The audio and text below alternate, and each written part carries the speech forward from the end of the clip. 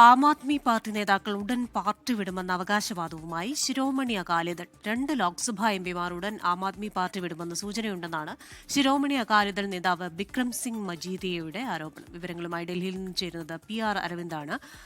Aravind, good afternoon. ഒരു അസാധാരണമായ കൊഴിഞ്ഞുപോക്ക് പാർട്ടിയിലുണ്ടാകുന്നു. Party നേതൃത്വം അതിനെക്കുറിച്ച് ചിന്തിക്കുന്നു, തലപുകയ്ക്കുന്നു. ഇപ്പോൾ ഈ ശിരോമണി അകാലിദൾ നേതാവിന്റെ ഭാഗത്തു നിന്ന് ഈ മട്ടിലൊരു പ്രതികരണം കൂടെ വരുമ്പോൾ എന്താണ് നമ്മൾ വായിച്ചെടുക്കേണ്ടത്?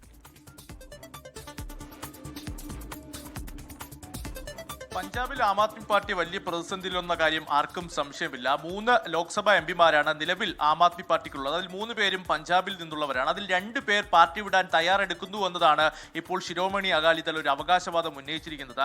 ബിക്രം സിംഗ് മജീദിയാണ് ഇക്കാര്യം ഒരു ആരോപണമായി എക്സിലൂടെ പങ്കുവെക്കുകയും വലിയ രീതിയിലുള്ള വിമർശനം ആം ആദ്മി പാർട്ടിക്കെതിരെ ഉയർത്തുകയും ചെയ്തത്. 7 രാജ്യസഭാ എംപിമാർ BJP-യിലേക്ക് പോയതിന് പിന്നാലെ വലിയ പ്രതിസന്ധിയിലേക്ക് കാര്യങ്ങൾ പോയിരുന്നു.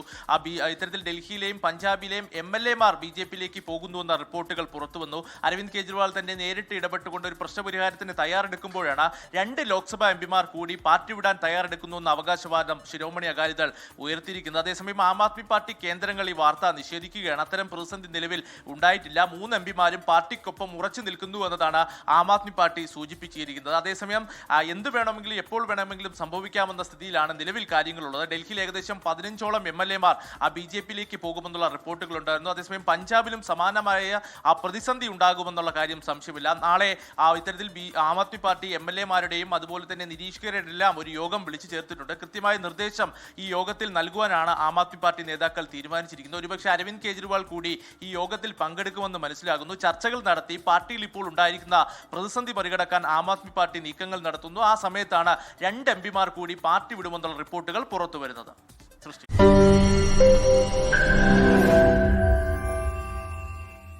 ലോകത്തെവിടെയായാലും ഏത് സമയത്തും 24 വാർത്തകളും ഓഗ്മെന്റഡ് റിയാലിറ്റി പാക്കേജുകളും എക്സ്പ്ലെയിനറുകളും വിശദമായി കാണാൻ ഞങ്ങളുടെ YouTube ചാനൽ നിങ്ങൾക്ക് സബ്സ്ക്രൈബ് ചെയ്യാം.